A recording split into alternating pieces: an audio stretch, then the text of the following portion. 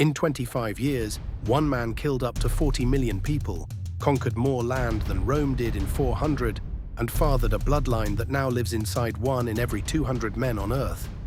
His name was Temüjin. You know him as Genghis Khan.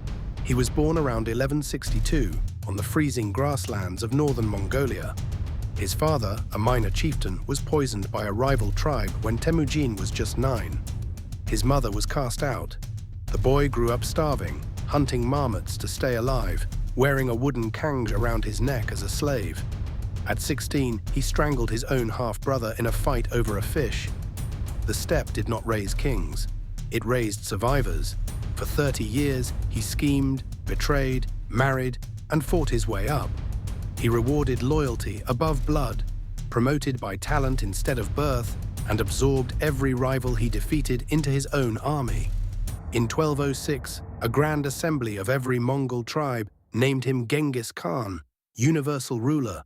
He now commanded 100,000 of the most disciplined cavalry the world had ever seen.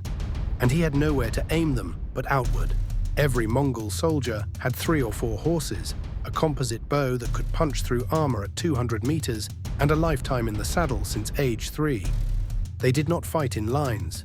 They drew their enemies apart with feigned retreats, encircled them, and killed from a distance with sheets of arrows. They rode 60 miles a day for weeks on end, eating dried meat and drinking mare's milk, and, when desperate, the blood of their own horses. No European army would move that fast again for 700 years.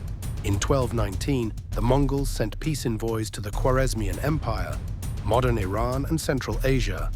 The Shah executed them. In 2 years, Genghis Khan erased his empire from the map.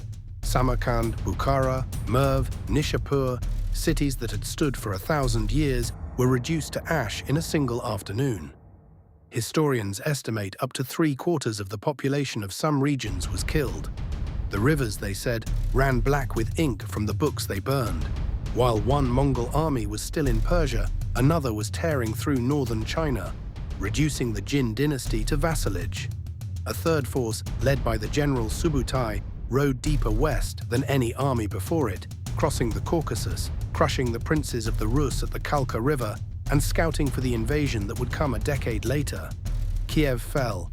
Ryazan was wiped off the face of the earth. The empire was now spread across 2 continents.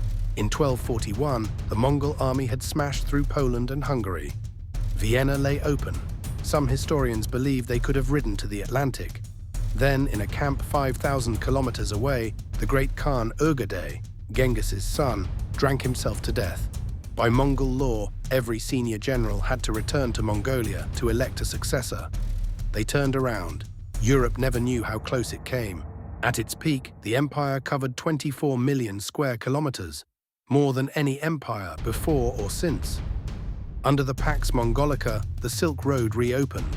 Paper, printing, gunpowder, and the plague itself flowed west. Arab mathematics and Persian astronomy flowed east. A 2003 DNA study identified a genetic signature shared by about 0.5% of all men alive today, 16 million descendants, that likely traces back to Genghis Khan himself. What war should we cover next?